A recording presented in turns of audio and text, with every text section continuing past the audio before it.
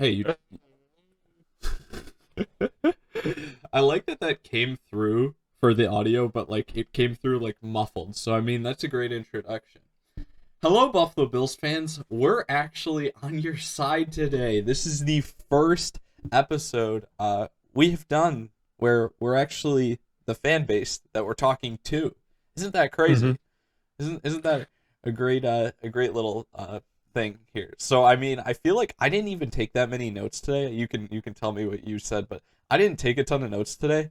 But at the same time, I'm just like I know I'm just gonna keep blabbering and talking because I actually know a lot about this team. Yeah, this is the first team where we've watched every single game, so I feel like our knowledge on them will be a little bit better than other teams going into it. So, you want to jump right in and tell us what you got, Hayden? Oh yeah. I just went back and I tried to throw some notes together basically for the games, like one note for like each game. So the first game we just had the Jets game was not even close as the score says. It was just Josh Allen really coming out of the gate well. It was a nice opening game. And kind of what happened early in the season, what it felt a lot like in a ton of these games is we just came back to the point of like the Bills can't really pull away early in the season, and as the season developed, that got a lot better. The Miami game scared me week 2 because I felt like we should have also pulled away in that game much earlier. The Rams game helped showed our progression in the season as we allowed them to get back into the game, but we still won later, so we got a 2-minute drive that time, which was nice, but once again, still trying to just not let teams back into games. Then the Raiders game exemplified how weak the defense was playing early in the season. That win was fully on the offense, which was weird to sit at 4-0 at that point in the season and Oh feel yeah. like the team had just like completely flipped on its head from the 2019 season. Also, the Diggs deep post route in that game was awesome because it just like really showed us that the connection between Allen and Diggs was going to be solid all year. Then Tennessee showed us that we are not perfect, especially if the offense stalls up a bit and our lackluster defense didn't improve. Then the season would have been rough, honestly. KC game felt like the hangover from the Titans game, just still like kind of a little bit of the same. The offense had like a few drives where they really got moving, but just a lot of stuff was stalling up. And the following week, even though we won against the Jets, we just kicked 6 field goals to beat them 18-10. It's kind of an ugly showing from the offense still. And even then, the first New England game, this is the last game where it was like really um, kind of just like us trying to still figure ourselves out. Uh, we almost managed to lose that game, even though like last season, roster wise, us versus New England should have just been an easy matchup to go out and get a W in, especially as the home team. hmm Just looked bad and barely were able to pull it out in the end because of the late fumble from Cam Newton. Thank you, Justin Zimmer. And Dean Marlowe. Yeah. The Seattle game was the offense's real coming out party. As a team, we put up 44 points. That was nice to finally see us just do that. And you know what? Come back to that point that we've talked about a few times. Just Pete Carroll after the game. I don't think I've ever seen a team just refuse to run the ball.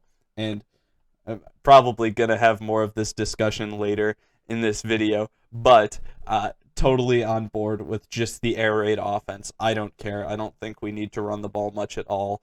And I still believe that to be true.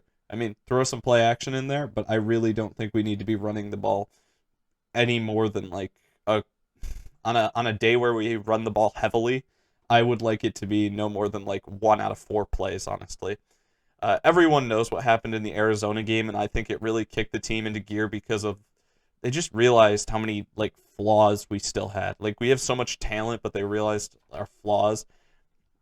And coming off of that, we really just got on a late season run here. So I just clumped all these games together because it felt like the team was a completely different team. That the LA Chargers game, the San Francisco game, the Pittsburgh game, Denver, New England, Miami games, the offense just came alive and the defense actually started stepping up a lot too. The playoffs kind of changed that up. I mean, coming off the Miami game, I thought we were going to really be able to come out and just show out at least hmm against the Colts. I mean, I knew that it would be a tougher matchup once we got to the second round, but I thought we were going to really be able to come out and at least beat the Colts by like 2 scores. but we didn't, and we kind of actually had a decent amount of slowness that we had earlier in the season against the Colts, Yeah. but we still managed to come out with a win, so I couldn't be too mad. And obviously, with what else happened in the playoffs, then we were still able to beat Baltimore the following week.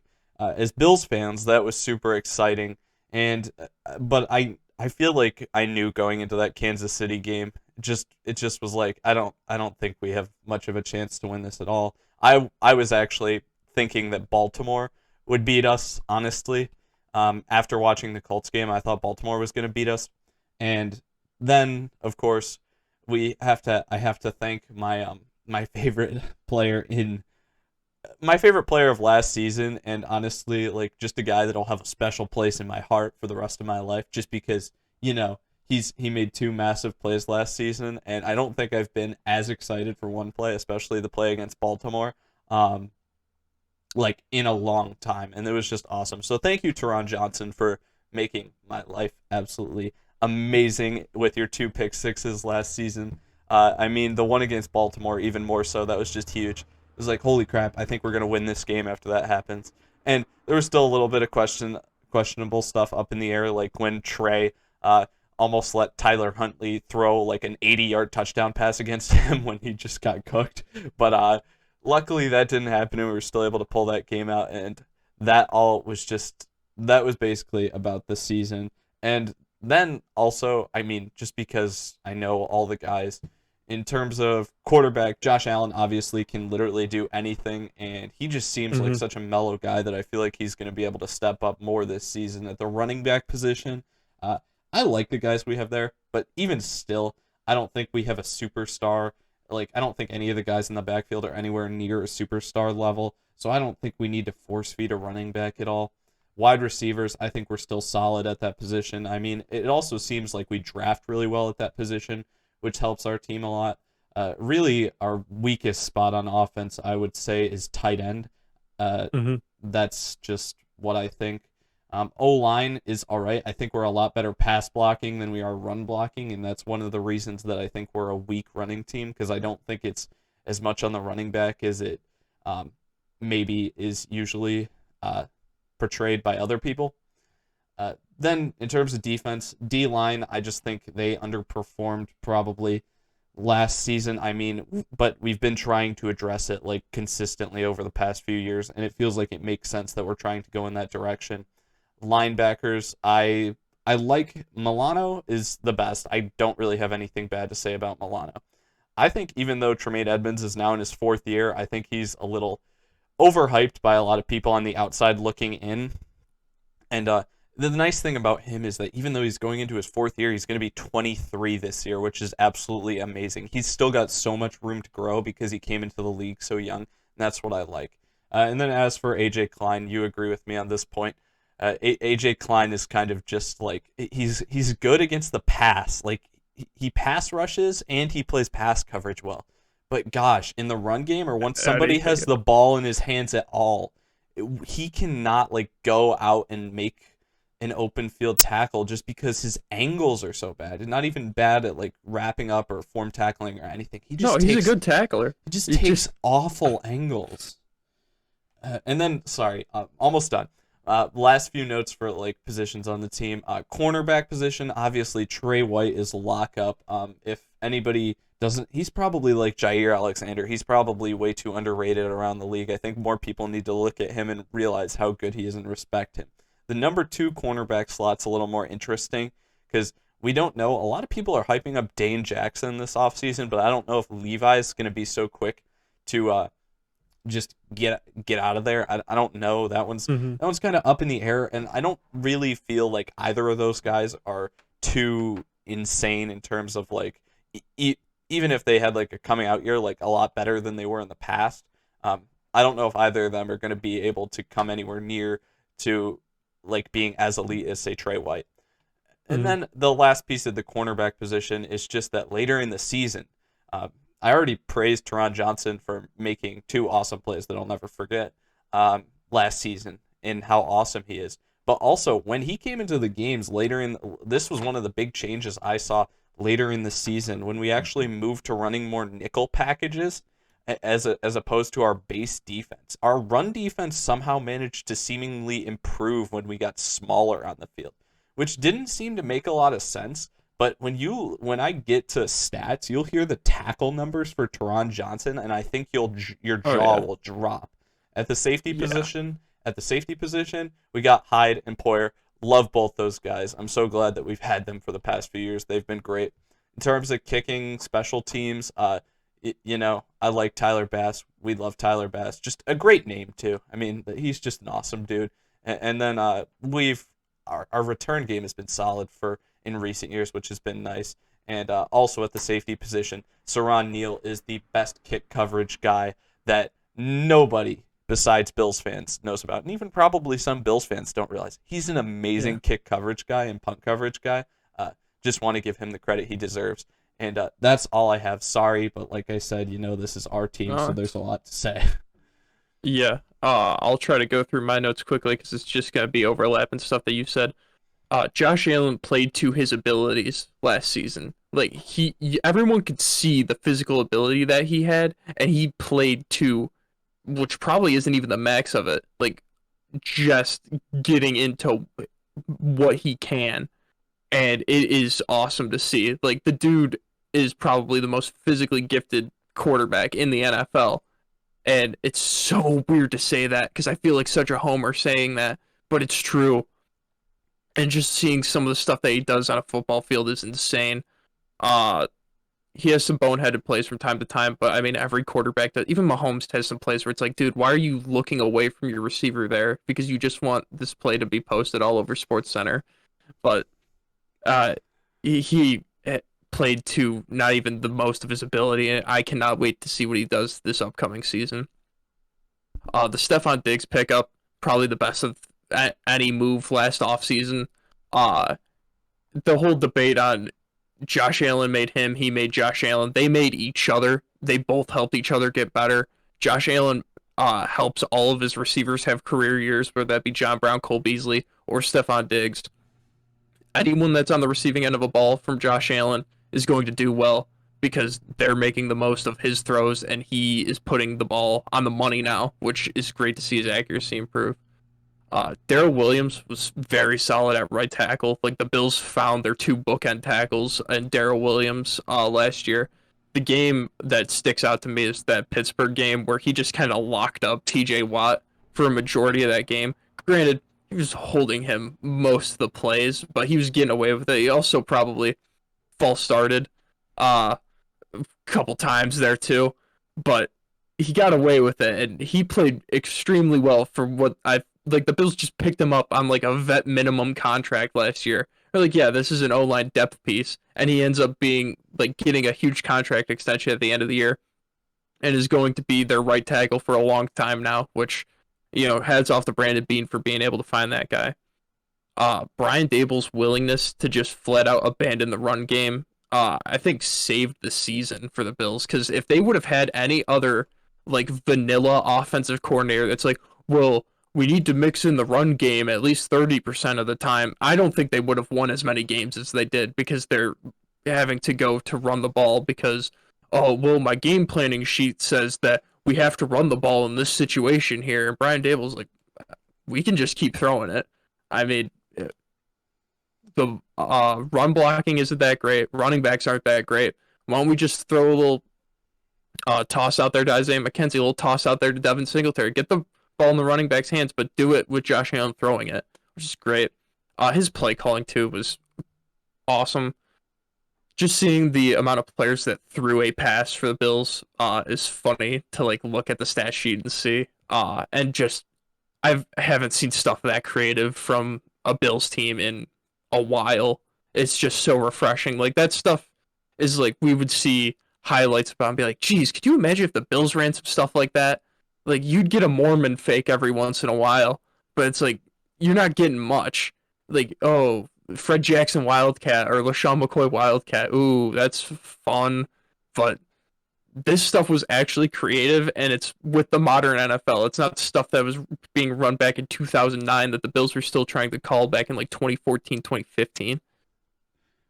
Matt Milano makes the defense as a whole better when he's on the football field.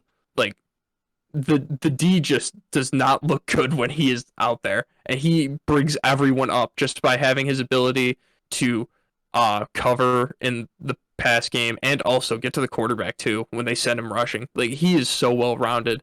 Yeah. Uh, the Bills probably have the best safety tandem in the league.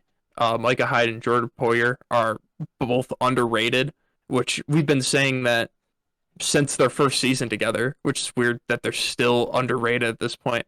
Micah Hyde gets more spotlight than Jordan Poyer does, but Jordan Poyer's just the better safety out of the two, I'd have to say.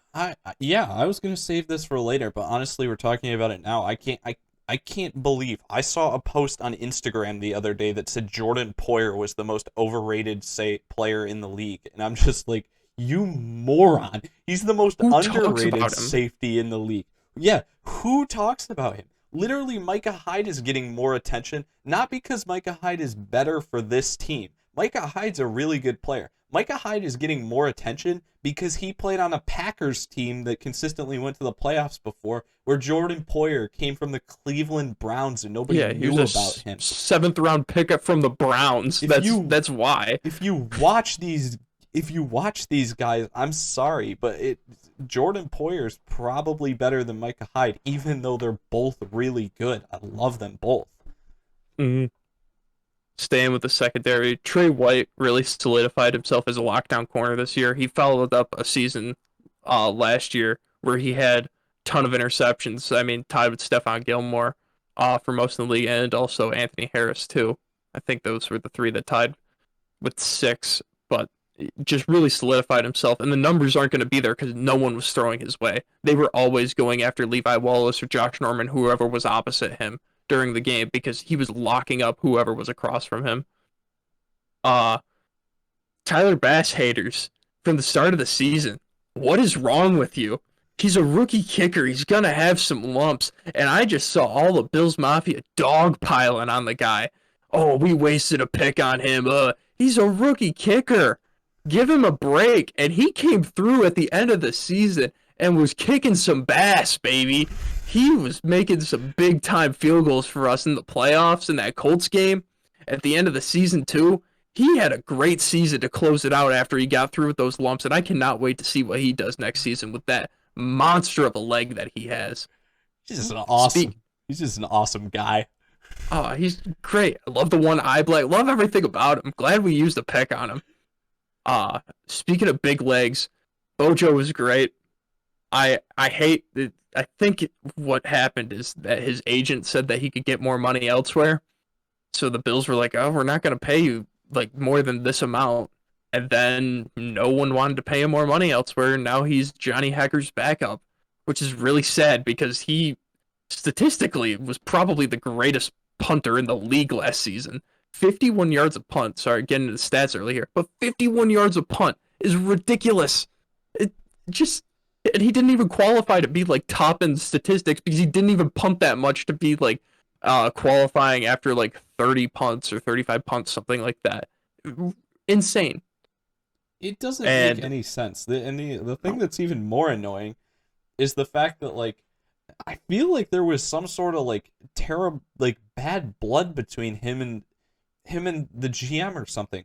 And I only say that because they gave Matt Hawk immediately, the guy who's coming in to replace him, a 3-year deal. I have no idea if there's an out before the season starts in this contract or something where they won't have to pay him over the next 3 years.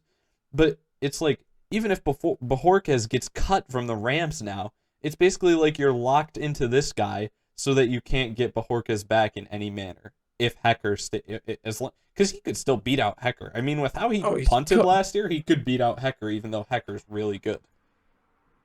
Yeah. And the very last thing I have, I'm just going to address the kick return game. I mean, Andre Roberts will definitely be missed by this team. He was great. I think fans just underappreciated him because he didn't house a kick.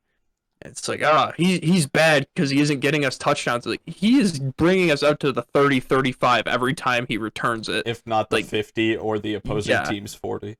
Yeah, so just because he's not housing it doesn't mean he's a bad kick returner. Yeah, I know. He was amazing last year. Stats now. You ready for stats? Yeah. Okay. Stats-wise, Josh Allen, 4,500 yards passing, 37 touchdowns, 10 interceptions. Also, 421 yards on the ground and 8 rushing touchdowns. Yeah, man, the rushing touchdowns is always a fun one to look at, considering he's got double the rushing touchdowns of the next closest guy on the team, a running back. That's always interesting. I love our offense I love the way our offense does that.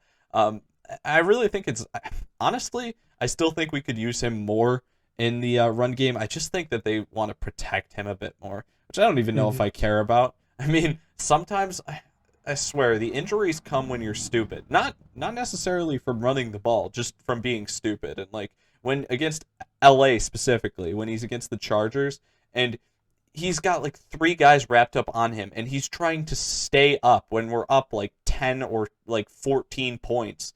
And it's like we still have more downs to go. It's not even 3rd or 4th down or anything. And he's just letting people like dive at his legs and it looks like his leg gets bent backwards. And I'm like, oh, geez, is that really an ACL that's going to end our season because he's just doing something dumb here? He needs to learn to give himself up sometimes when the play is that lost. I'm not. The thing is he's still a crazy athlete. So like, I don't want to say, oh, you're one-on-one with a guy, you have to go down. No, because honestly, I think you can win most one-on-ones in the NFL. I mean, you can jump over a guy that's 6'5". What, like, how many? He has confidence to do anything. He's out here stiff-arming Aaron Donald to try to buy himself time. Like, the dude does not lack confidence when he's one-on-one. Which is awesome. On the other hand, though, when there's multiple guys on you and you can risk injury, I'd much rather have you for the next 4 games and lose 1 play than not have you for the next 4 games or even the rest of the season because of something like that. That would not be fun at all. So, even though I'm saying opposite things here, like learn when opportunities are there, and then learn when the opportunities aren't there, and you just need to give up at that point. And he learned the thing that I think is nice is he learned that in the pass game. This is only talking about him like physically versus people when he's got like Aaron Donald and another Rams defender around his ankles and he's like trying to keep himself alive. But it used to be that when he would roll outside the pocket, he was not going to throw the ball away. Like there is zero chance he's going to throw the ball away. But now it's either he throws a laser in a window where he realizes like he's able to look like in front of the receiver and behind the receiver to realize whether or not he's going to be able to actually make the throw, or he's going to throw the ball away. And he has mastered that now. So I have no doubt that, especially with the work he puts in the offseason, he can't figure out how to like actually know when to take the risks in the run game and know when to actually give up on the plays. I have no doubt in him at all. He's so good at that. And I'm sorry, I felt like that section went so long. Singletary, 687 yards rushing and 269 yards receiving at the running back position. Those were both better than Moss, but it felt like they were trying to get Moss more involved in injuries. Injuries kind of changed their plans a little bit there. Stephon Diggs, 1,535 yards and 8 touchdowns. Beasley, 967 yards and 4 TDs. Also an all-pro season if you didn't realize that. If some of you didn't realize that, yeah, Cole Beasley, all-pro team. Andre Roberts returned the ball very well, but hopefully I'm hoping that Isaiah McKenzie can still get some opportunities to return kicks and punts next year. I know you may want Stevens. He's better than Andre Roberts because he housed a punt. He's better than him because of that. Yeah, and I know you may want the Stevenson kid too. I wouldn't be mad if honestly they gave him both shots. Like Stevenson maybe gets kicks and McKenzie gets punts or whatever. That's what I'm thinking. Okay. Tyler Bass was solid for a rookie. Bojorquez was great. Trey White, 3 interceptions. Trey White, 11 passes defended. 2 forced fumbles for Poyer, Klein, and Jerry Hughes each. AJ Klein and Mario Addison had 5 sacks each, but honestly, D-line still was pretty disappointed with their production. It feels like they've kind of... That used to be like the only good spot on our team was our defensive line, and now it feels like, oh man, it's just so funny how teams can change over the years. It feels like that's one of our real weaknesses, and that's why our first round pick and our second round pick both go towards the D-line. Jordan Poyer led the team, 124 tackles from the safety position. That's absolutely, I mean, just going towards why I think he's one of the best players on our defense. Then Edmonds got 119 tackles. And lastly, I don't usually go this deep with these guys in terms of talking about the third guy with the third most tackles on the team. But Teron Johnson had 94 tackles from the nickel corner spot, and he didn't even like I said, it wasn't until halfway through the season that he Yeah, well, really started consistently being on the field, like as and he opposed to got us benched running our too. base And he set. got benched halfway through the season for Cam Lewis. I That mean, Titans game, I don't even remember him playing because they had Cam Lewis out there. it's wild. Oh, and sorry. Last thing is just tackles for loss. Addison had 7 tackles for loss, and Ed Oliver actually had 6 tackles for loss. So maybe a little more credit to Ed Oliver than I would give him. Yeah, for stats, I mean that Bojo one is a big one for me. You cover mainly everything else, but Andre Roberts, 30 yards of return on kickoffs. That like that's gonna be so much. Like if Isaiah McKenzie could step up or Marquez Stevenson, like that's gonna be great. But jeez, the Texans have a great have great field position every possession for Davis Mills or whoever is quarterback for them. Why the heck do you always go to Davis Mills? You're just like, oh, Tyrod Taylor Because he's can't. such a meme. He's such a Tyrod meme. Taylor can't keep a job because there's just something terrible's gonna happen, so that Tyrod Taylor can't keep his job. But yeah, I mean, I get it. You ready for acquisitions? Yeah, yeah. Okay.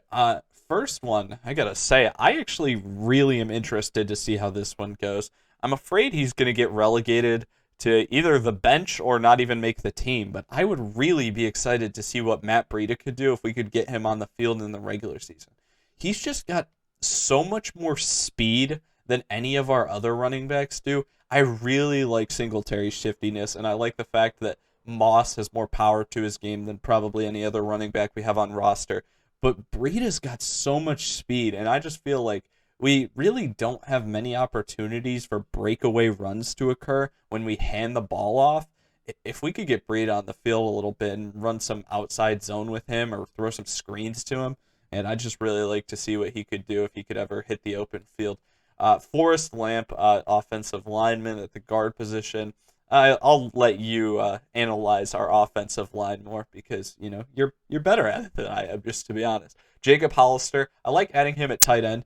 Tyler Croft is a loss there, so it kind of just feels like it's a replacement there. Tyrell Adams, this is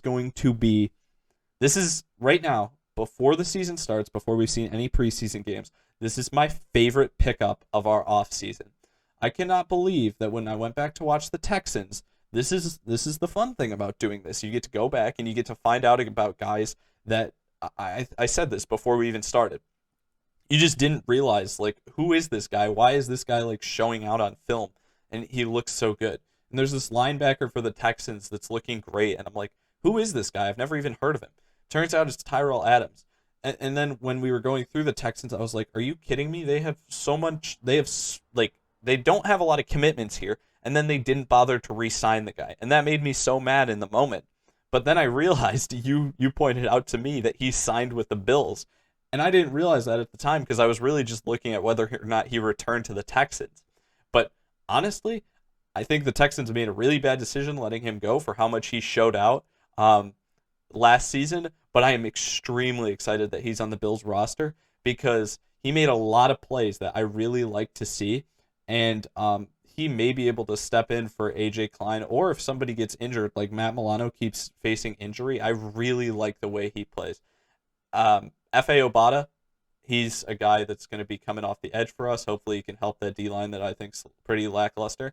Mitch Trubisky is an awesome pickup for us because I feel like it gives us like a competent number 2 QB in case we lose Josh Allen for any extended period of time if he still wants to stand in piles of Rams defenders. Matt Hawk at the punter position we already talked about. And then the last guy I have on my list is Emmanuel Sanders. This is one that I still don't think I can quite grasp why this needed to occur.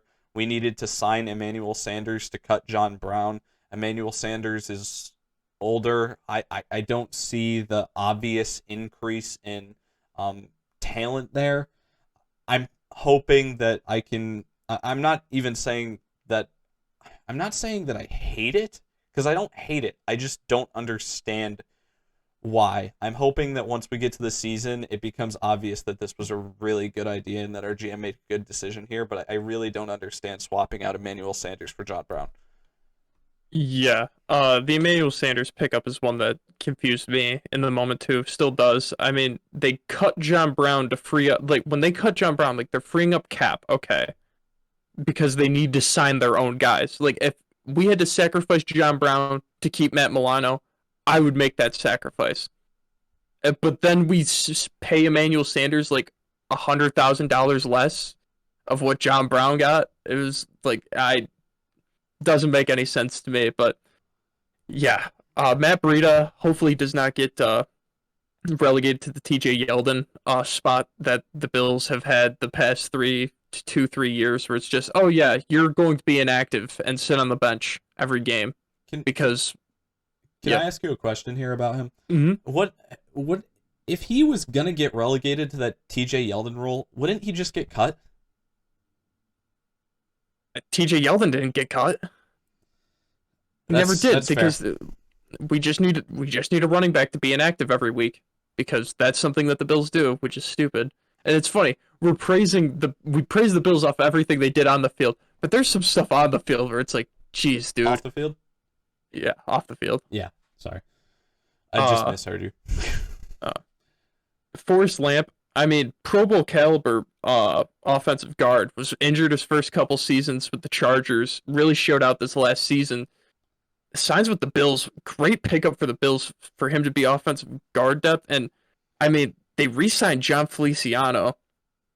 I don't know why you would if you're bringing in Forrest Lamp on the small contract that you are. You could have saved some money there. I understand Feliciano is kind of a pillar of the team, big team guy. Everyone loves him, but Forrest Lamp is very, very good. I mean, he could give Feliciano or Cody Ford a run for their money at that guard spot. Come the season. F.A. Obata, the Bills get another Brit on the team, really keeping that UK fan base. I really like his measurables. His stats last season are reminiscent of Mario Addison's stats last season when the Bills signed him. So I was like, oh, older-ish edge rusher from Carolina coming in. Let's see that sack production get cut in half now because he's just here and that happens. But I like him. Like international players getting a shot. I mean, if Christian Wade also makes the team, which isn't going to happen, but it'd be funny to see two rugby players out there. I know Bills fans, I'm sorry, I just broke your heart by saying that, but please, you need to stop asking Sal Capaccio and all these other beat writers like, oh, Christian Wade's going to make the team, right? He's not. He's got an exempt spot in the practice squad. The Bills are going to keep using that until it doesn't exist anymore. Jacob Hollister filling in for Tyler Croft there. Like him, really wish he would have gone back to his 40 number he wore, but picking 80, I mean, whatever. And then Tyrell Adams, he's very Zach Brown, Lorenzo Alexander type move here for the Bills of just underrated linebacker that they're going to pick up and then really just ball out, I think, on the team. It's to be like, where'd this guy come from? This guy, like, just, it's not going to be out of nowhere because his last season was really good, but just, I think he's really going to make his name kind of with the Bills. He might fill in for A.J. Klein. He might even push A.J. Klein to get cut. Well, am I influencing you at all in this decision? Because I'm talking, no, I'm talking him up like crazy. I don't know if you actually no, agree. I understand. Like, you talk guys up to it. I don't always agree with it. Like, you know, Bills fans, this guy likes Mac Jones. But Okay. no, when I watched the Texans too, he popped out on Phil. I was like, what? What's going on here? I'm like, oh, well, the Texans probably kept him. I'm like, oh, he's 29 years old. Okay, a little on the older side. Oh, he just signed with the Bills. Okay. And then I'm like, that's kind of like Lorenzo Alexander, Zach Brown. Like, kind of guys later in their career just going to come in here and produce because the Bills they hit with that. I don't know why, but they just hit with it. But Rex Ryan isn't the head coach anymore, so I don't know if I should say that they hit with it consistently because it was only with him. Mitch Trubisky, best backup quarterback in the league now. He just fantastic pickup for the Bills if Josh Allen goes down with injury. And then Matt Hawk, I mean, he's not going to be looking at their stats. He's not as powerful as Bojo, but he has more punts inside like the 20 and inside the 10 than Bojo did.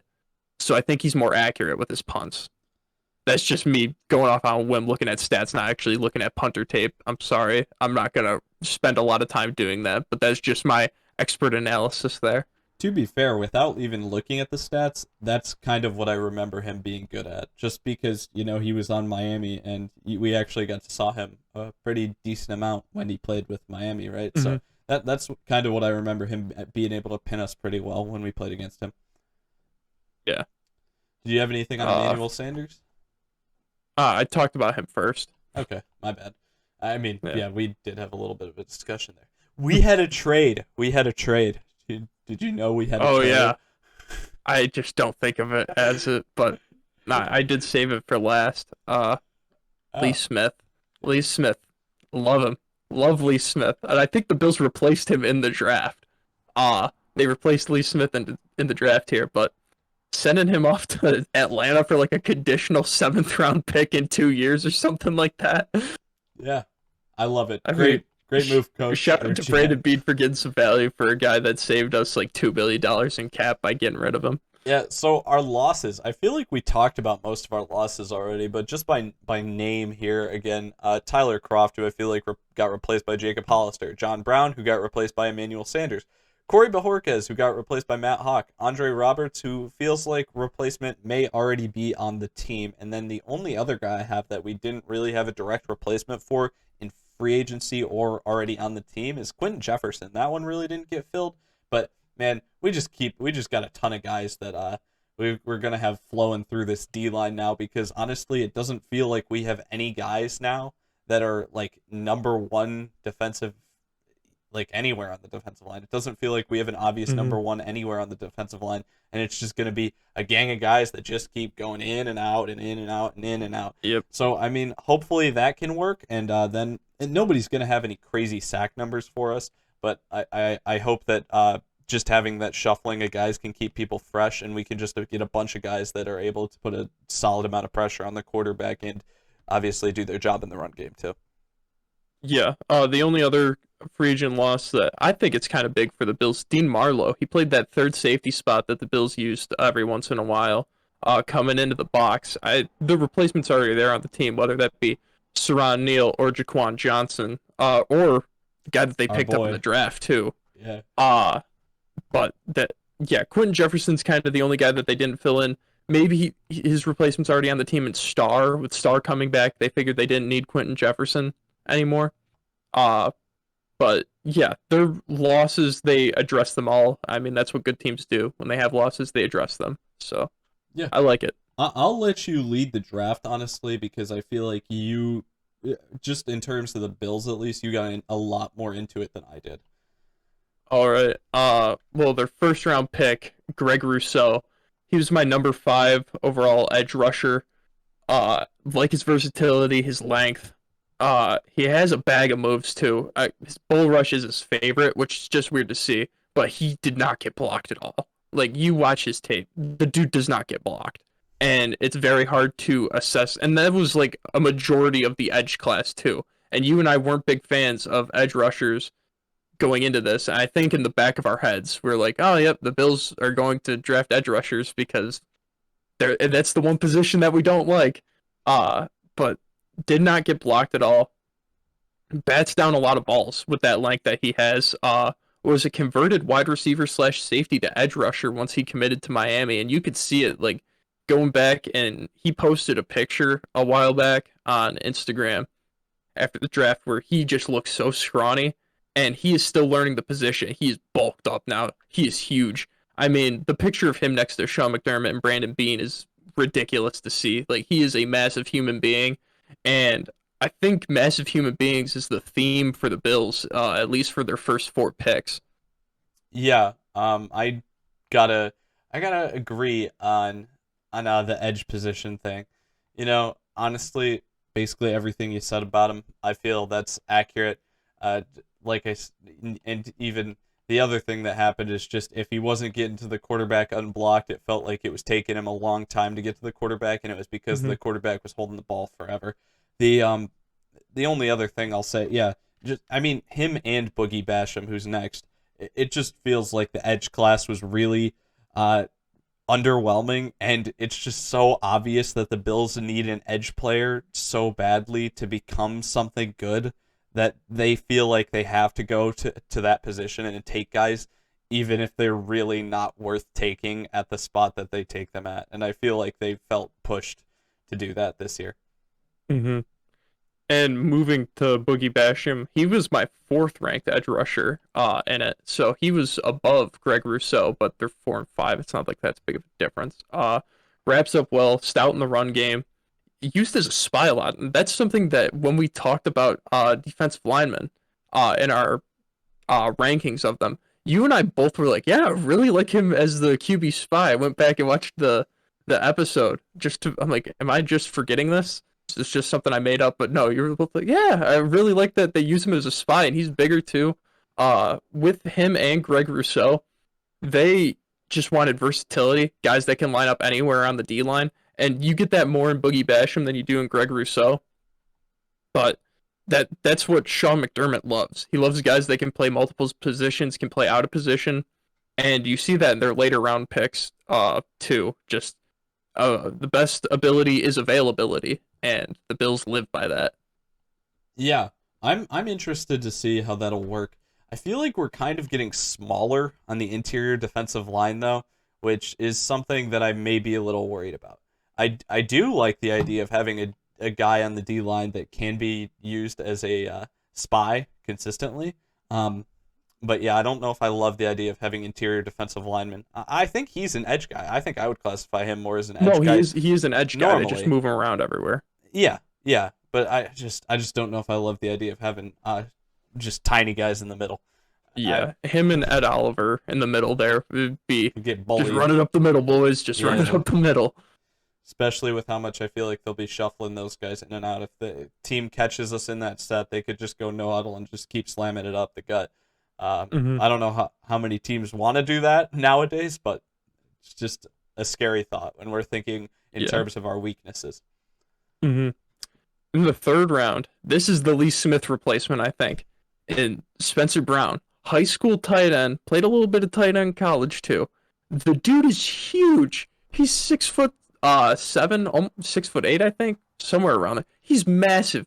Uh Quick on his feet. He's a beast of an offensive tackle. I mean, both. I'm just gonna lump him and Tommy Doyle together. They're both obvious depth pieces, but they're just two massive human beings that are going to be backup tackles.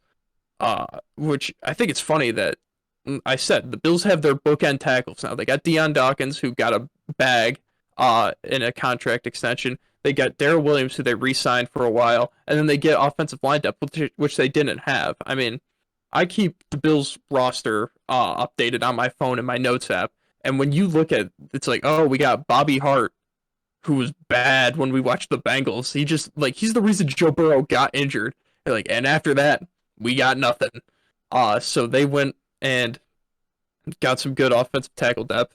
I was informed today that that was actually Michael Jordan who got Joe Burrow injured. Oh, So don't kill Bobby Hart. I mean, I'm pretty sure he sucked last year, but don't kill him for the injury. yeah, no, Bobby Hart I think let up the most sacks out of any tackle last season. So Oh yeah. when the Bills signed him, I just not even mentioned in the free agent gains because he's so bad. But Uh, Spencer Brown, very agile. I think he has that Lee Smith role of guys where it's like, oh, we don't have to block him, or we don't have to cover him. I mean, because there are just so many times when you see like Lee Smith just leak out there, and you have people like Richard Sherman, experienced vets that know that he is a receiver. Lee Smith can catch the ball. They're like, I don't have to cover him.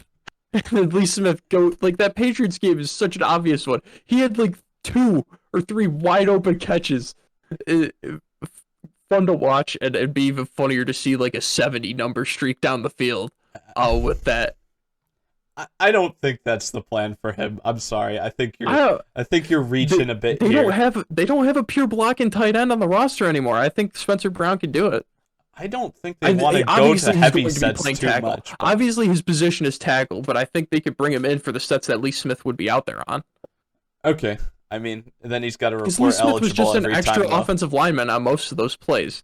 It's just that he was a tight end, and that 85 was getting stretched real thin on his jersey. Yeah, but I mean, he's got a report, which makes him stick out like a sore thumb. I mean, more so than Lee Smith, because Lee Smith, even though he looks like a lineman, he didn't have to report because of his jersey number, which was the cheat code. No, Yeah. but just in terms of the linemen, I really hope, even though I don't want us running the ball a ton, on the opposite end, I really hope that adding all these linemen can actually push us to still have a solid bit of pass protection. I feel like our pass protection was solid last year, but hopefully it can get our run blocking a lot better. I mean, we added a lot of guys on the O-line in the draft and free agency. I hope that this can help us actually make some strides there in our efficiency when running the ball. Yeah, yeah. And Tommy Doyle, I mean, don't really have much to say on him. He's kind of like a clone of Spencer Brown. They're both just genetic freaks with their height and weight. Probably in the 99th percentile of tackles in the draft, from what I saw. And that, but again, obvious depth piece. And now these late round picks, some good names, some good ability, and one of them's from Pitt, so you know we're gonna love him. Marquez Stevenson out of Houston. His nickname's Speedy, and it is very obvious on tape, unlike other guys where you got Anthony Schwartz, where it's like, oh, the fastest wide receiver in college football. It's like, this dude looks slow. Yeah, no. Marcus Stevenson actually looks fast. Uh, Big kickoff return guy. I mean, a lot of them in his career. And what do they say, Hayden? Yes. If you return a kick or a punt for a touchdown in college, you are way more likely to be successful in the NFL. It's true. And Brandon B knows that, so they bring him in. And he was also used everywhere in every way possible. He got handoffs, got jet sweeps, short routes, middle routes, deep routes, everywhere. He was great for the Cougars. Yeah, I think he creates really solid separation. His speed is solid, no doubt about it. He's a medium build guy, which I like. I just feel like that fits kind of the type of guy that we want. Not too short, not too tall. Just that right, solid in between build. And he fits into the Bills' offense really well. And just he can make big plays whenever. Catch the ball short, go deep, medium routes. Like there's nothing this guy can't do. I really like him. Kind of being able to. We got Beasley say. Let's just see how the offense is set up now. We got guys. We're talking about Beasley in the slot. We're talking about probably Sanders and Diggs. Most of the time is our outside guys. If Diggs steps into the slot for whatever reason, he can do that from time to time. But those are the guys that you usually think about on the outside. Then you've got your number 2 wide receivers in terms of your outside receivers, and I think that those fall to Gabe Davis and then Marcus Stevenson, and I feel like he can be slotted in there really easily, nicely. Yeah, and their last 2 picks in the 6th round were back to back after they made a trade with Houston because Houston messed up and they traded up and they need to trade up again because the guy that they were going to pick was going to go soon. So love that. Love front office incompetence benefiting my team. DeMar Hamlin, Pitt safeties, gotta love them. Any defensive player from Pitt, they just kill every single play going out there to take your head off. He's also great in zone coverage too. Just, I mean, you kind of fall in love with the kill shot hits that he has, but in zone 2, he's great in coverage. Gets some decent picks too. Doesn't have the best hands though. Like there are ones that hit him right in the hands and he drops them. You could work on that, but that's the only real knock that I have on the guy. And when he gets to the QB, he makes the QB pay. He hits hard, dude. I can't express that enough. He hits hard. Yeah. You want to talk about having first off, I agree with everything you said. You want to talk about showing abilities on defense that look like they could translate so smoothly to special teams. I love this DeMar Hamlin pick because I'm just thinking about our punt coverage now in terms of having Saran, who I already praised for how great he is on the kick coverage team, and then having DeMar Hamlin be the opposite gunner, even on kicks too. Have those 2 guys collapsing on the football. I love that idea. He's a like a killer in terms of how hard he Yeah. hits. And just I think that he'll be really solid on special teams because he's just got the right mindset to get down there and make a play. Yeah, on kicks and punt returns, you're gonna have nowhere to go. You got Hamlin on one end, Neal on the other. You got Daryl Johnson screaming up the middle, ready to take your head off too. So, uh, really, you just got to pick your poison with that. Yeah. And then last 6th round pick, Rashad Wild Goose, best name in the draft. If he gets an interception, it's gonna be a wild goose chase out there in Buffalo. But Jim Leonard is his defensive coordinator. I said that to you before this. I mean, you can tell with how he's used and some of the hits that he has too. It's like, oh yeah, Jim Leonard does coach that guy. I can only imagine if Jim Leonard was the defensive coordinator at Pitt.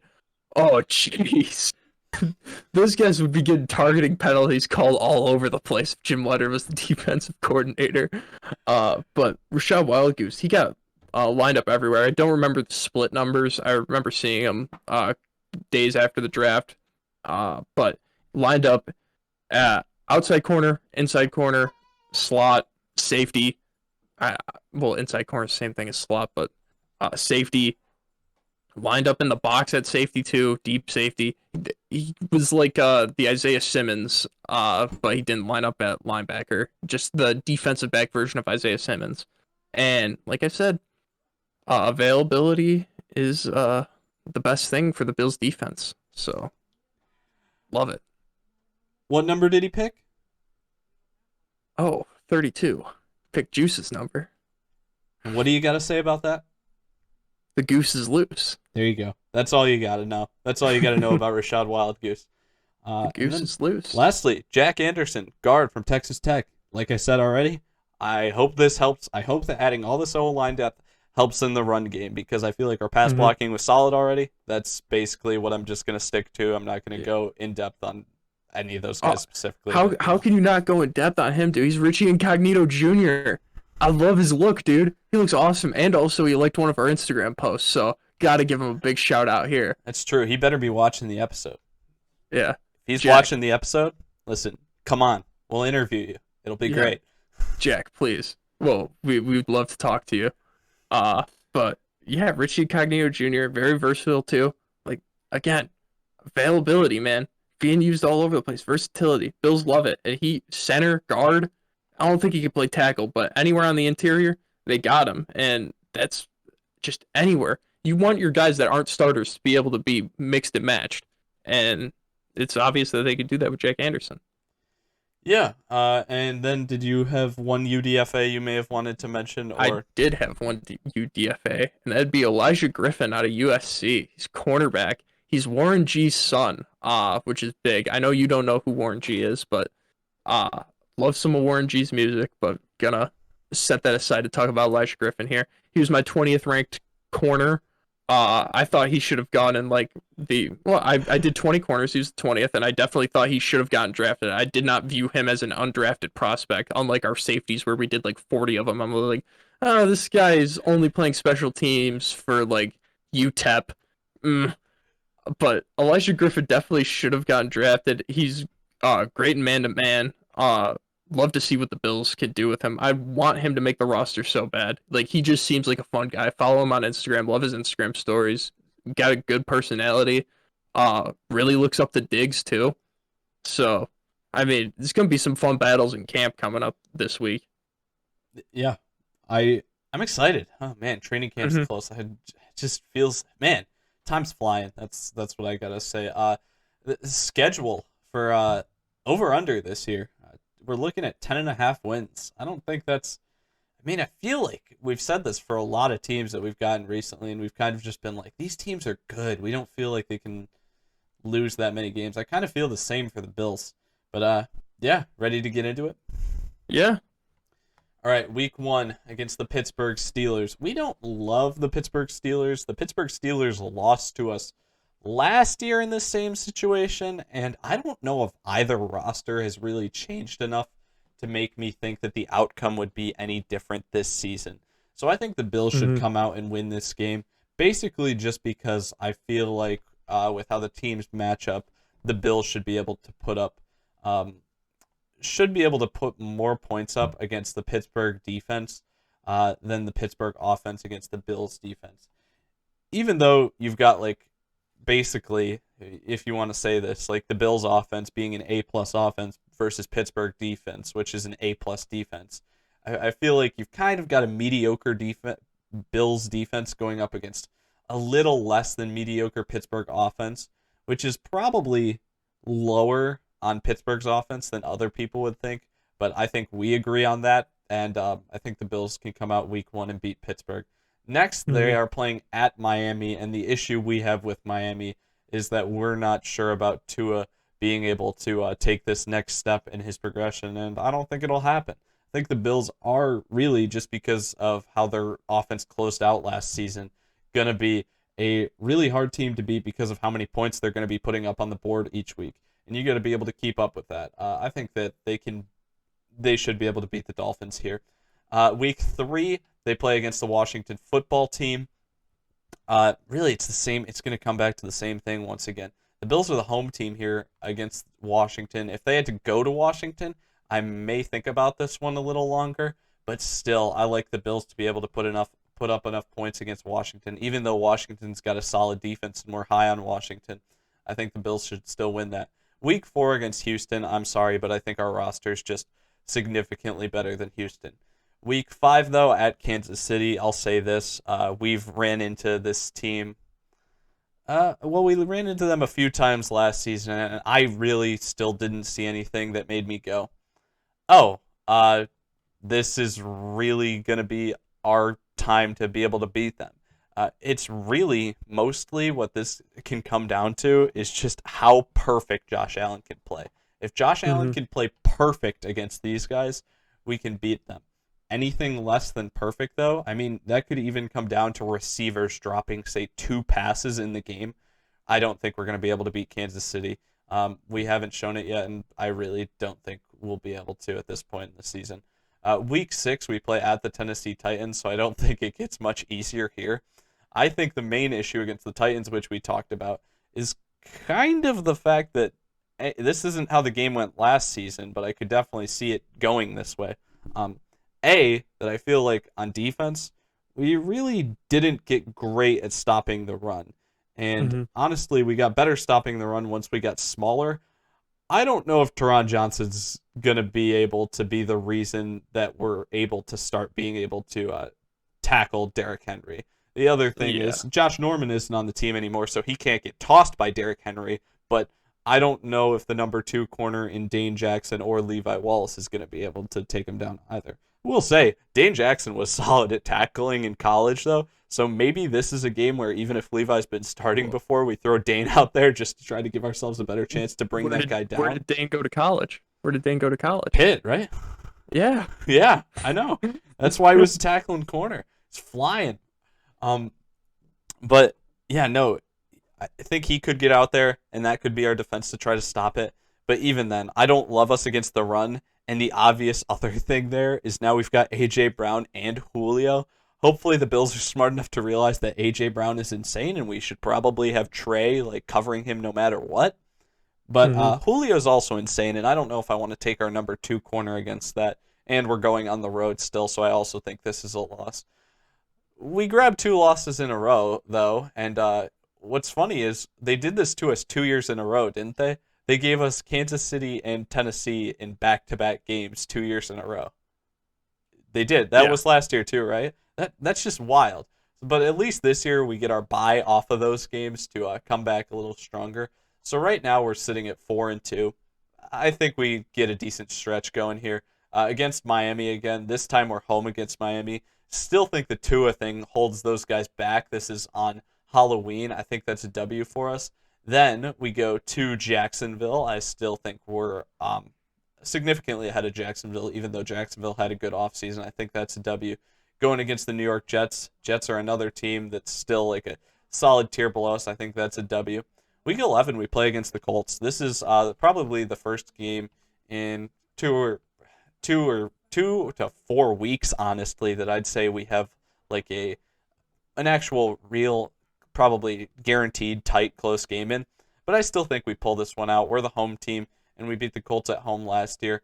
I feel like we once again, it's kind of like I feel like the teams kind of stayed relatively similar to where they were before. I don't think Carson Wentz boosts the Colts up that much. I think Carson Wentz looks better than he did with Philadelphia, but in terms of where the Hmm. Colts were last year and where they'll be this year, I don't think it changes much. So I still think we can beat the Colts at home. Week 12, we play on Thanksgiving at New Orleans.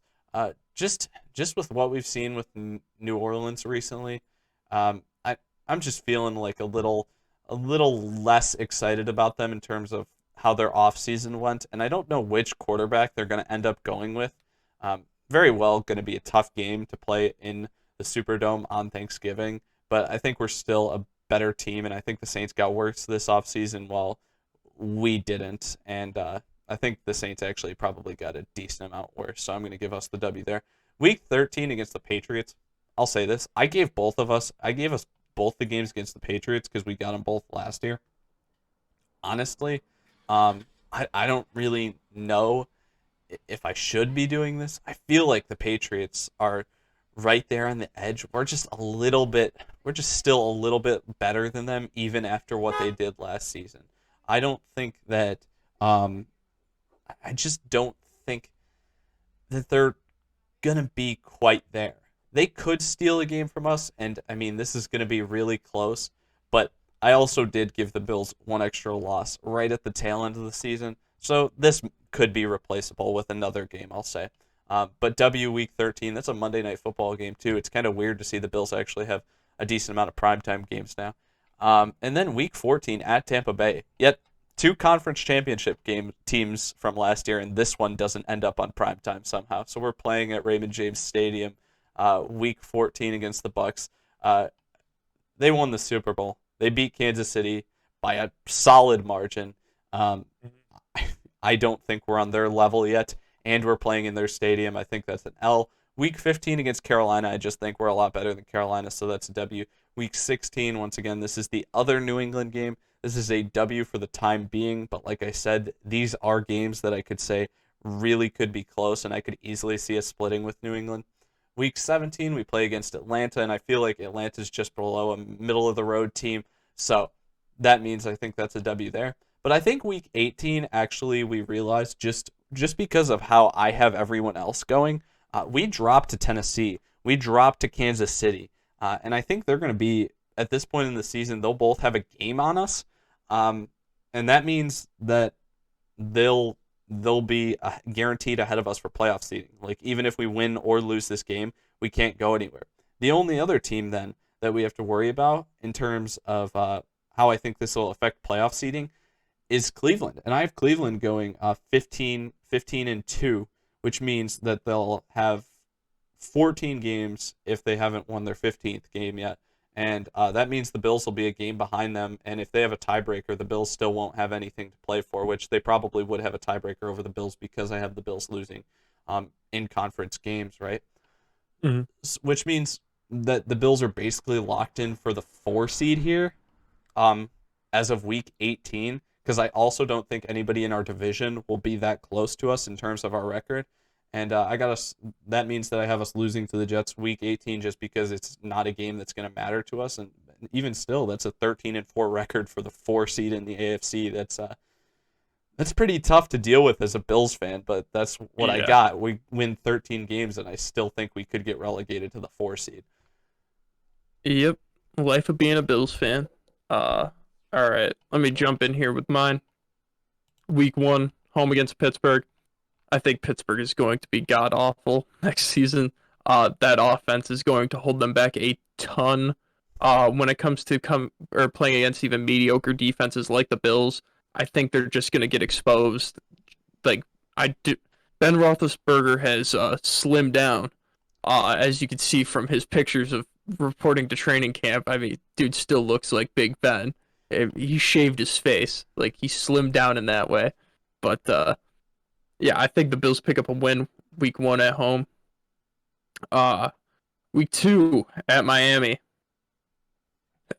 Josh Allen owns the Dolphins, man. His only loss to the Dolphins is because Charles Clay couldn't catch a ball. That's the only one. So I still just cannot give the Bills a loss at Miami and also with Tua. I don't trust Tua. If there could be two Josh Allen type leaps in back-to-back seasons and Tua just skyrockets in his ability, I will eat my words. I will shave my head, dye my hair pink, do whatever. Just stop making the Josh Allen reference, because it's not. You're right. You say it, but it doesn't happen. So just from now on, just make the assumption that it won't that's happen. What everyone else says. I don't. It's a one-time Tua, thing. So that's 2 wins here. 2 wins for the Bills. Week 3 home against the football team. I think that's win. Just great offense against great defense there, and in the regular season, offense wins. It's just how it is. Playoffs. If this was a playoff game, I'd probably have the Bills losing it. Just that's how the playoffs work, and I'm gonna give the Bills a win here because it's regular season and it's early in the season. Might be working out some kinks with that offense. Granted, 3 weeks in, that's Fitzmagic area. That's when he really balls. So I don't know about that one. That might have been a toss up if I gave toss ups. But 3 wins here, then home against Houston, reuniting against Andre Roberts here. I mean, he could probably have a good kick return or 2. I don't think it's gonna help Houston win the game though. Reuniting with Tyrod as well. That's gonna be a fun game to go to, just to see Tyrod and shout at him, say that I miss him. And then these next 2 games at Kansas City, at Tennessee. Why NFL schedule makers? Why do you have to have these 2 back to back? Because the Bills' losses just need to be lumped together. I can't have a couple weeks reprieve where I'm like, all right, yeah, I still feel good about this team. 2 losses, I'm like, oh god. But at KC, Bills haven't proven they can beat KC, so I'm not going to give them a win. They have proven they can beat Tennessee, but that was 2 seasons ago. Duke Williams catching the game-winning touchdown. So it's been a minute. With Mariota and the still Titans playing. also have Julio Jones on their team now too. So they haven't beaten this Tennessee team. They also didn't beat the Tennessee team last year. So I mean, if they can eliminate mistakes, it's a very possible win. But they're not going to have Josh Norman out there covering A.J. Brown. They should have Trey White there, Levi covering Julio, which is still tough. They did a good job slowing down Derrick Henry and wrapping him up, but the pass game for them has gotten even better by adding Julio. So it's like, yeah, if you focus all on stopping Derrick Henry, Tannehill's going to make you pay. He's one of the best at doing that, of just being like, yeah, I'm here, and I'm going to make you pay. Like, you can't just completely neglect the pass game with the Titans, and that's what I feel like a lot of teams do, and that's how a lot of teams lose against them. So 2 losses back-to-back, they're going into the bye, but then the Bills come out here and win the next handful here. Home against Miami. Still don't trust Tua.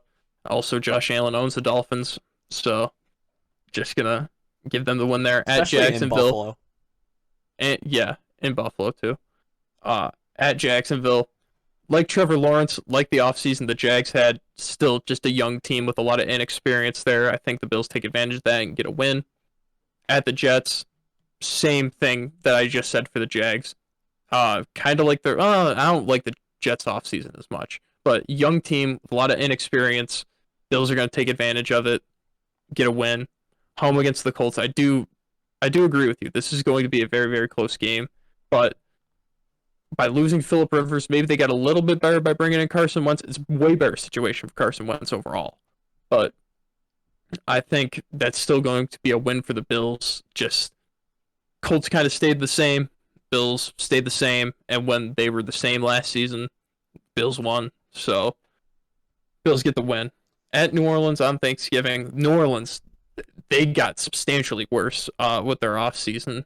I think the Bills just take advantage of their lack of anyone on the defensive line. Like, they really don't. They have Cam Jordan, and then no one else after that, really. Peyton Turner. Sorry. Really like Peyton Turner. But, again, youth, you could take advantage of that, especially with Brian Dable's offense. Anyamata is going to be back from his suspension by then. This is late. Oh, sorry. Yeah, he's going to be fresh. But Bills get a win there at New Orleans on Thanksgiving. And then this is another primetime game. Two primetime games back to back here. Yeah, and Home we against we had our two primetime games back to back earlier in the season too. It's a mess. weird. It's so weird. But home against New England. I think they split with New England, and maybe this is just me being like not wanting to look like a homer, and also I'm still just terrified of the Patriots. I mean, I thought the Bills were still going to like lose that second game to the Patriots after they won the first one. I was like, it's the Patriots, Bill Belichick, and they always destroy us, and I don't know anymore. I don't know what to think. My team's good, and this never happens. Uh, so I have them splitting here, and that's again the feelings I just conveyed. There is how I feel. If they win this first one at home on prime time, then they go to Tampa Bay and they play the Patriots, and then they play Brady, and defending Super Bowl champs. I mean, they haven't played them. I mean, this would be a good litmus test. Well, I mean, the litmus test is already happening earlier in the season at Kansas City and at Tennessee, but I love that these really, really hard games where, maybe I could lean home field advantage if the Bills had play them at home. But nope, all these games are away, which just sucks really, really I, bad. I don't know if they can flex the 425 game because the 425 game is considered like a prime time slot.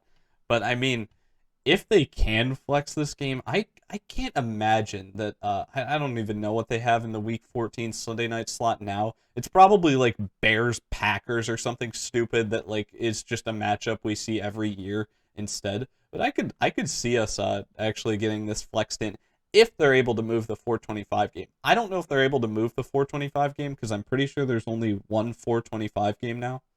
Um, while there can be like 4 o'clock games or 4:05 games, but the 425 game has some like significance. Otherwise, I'd guess that would get flexed. Like I don't see a scenario this season where these teams are so bad that doesn't get flexed. Yeah. America's game of the week, if it's on Fox. Yeah. Home against the Panthers, very, very substantially better than the Panthers, I think. I mean, they've beaten Sam Darnold over and over again. I mean, Sam Darnold's with better offense. And I do want to see how the Panthers do next season, but I think the Bills win here. At New England, have them splitting, taking the L here, just because it's how I feel in my heart of hearts that it's just going to happen. It might not. I'd love it if it doesn't, but my heart of hearts just feels like it's going to. Home against Atlanta, think that's going to be a dub. Just Atlanta is probably the most middle of the road team in the entire NFL, I think. Like they're just right there and they have no identity below that to get a great draft pick or above that to get into the playoffs. They're just right there in the middle and the Bills beat them. And then I know that the Bills could lay off the gas here, especially with what I have their record as, but they just don't let division opponents win, dude. Like, especially what happened. The Trubisky, see, they might not have Allen played the first half of it like they did last season against the Dolphins. But I think even if you let Trubisky play the whole game with the backups, I think the Bills' backups with Trubisky are better than the Jets starters. So if they get the win here, I don't know about that. But what I'll say is that even though you're giving them like the win here, I think if New England does beat them once, then there may actually be something here playing for the to win the division. I don't know how good I mean, that's probably asking a little too much for New England to be that good because that means that you'd have to have them having like at least 11 wins to have a chance to win the division after this game. I don't think I do. Which I don't think I do. Yeah, but I mean, it at least leaves the door open. If they're good enough to beat the Bills, then they're good enough to beat a lot of teams, and they could be competing for the division, which would mean that the Bills would be playing harder against the Jets Week 18. Interesting here. So this is our favorite team. This is the team we know the most about. Mm-hmm. And I feel like it's the first time in a while, if not the first time ever, because I can't remember the last team that we did, 13-4. And 13-4, we are perfectly in line with each other. Mm-hmm. Yeah. I think the last team we were perfectly aligned for was the Cowboys. Were we? I don't even remember. I think so. What was it, 8-9 or 9-8? Maybe it wasn't that then. I had them at 10-7. Yeah, no, I think I had them. I think I had them a game below. Yeah, I don't know if we've been perfectly aligned on every team, but our favorite team, Well, the Browns. We were on the Browns. 15-2. 15-2. Yeah. Oh, okay. Yeah. All right. Well, I mean, we agree on the Bills. So, Mm-hmm. I mean, we know a lot about them, people. So, I mean, Yes. put your bets in now. Tell us why we're wrong. Put, Tell us why put what your we bets saw in all now. of last season makes us wrong. Yes. Especially if you're not a Bills fan. That's even better. Yes. Yes, if you're any of those Steelers fans that hate subscribe to us because of that video, please tell us why we're completely wrong. All right. Y'all set. Yeah, I think we can cut this here.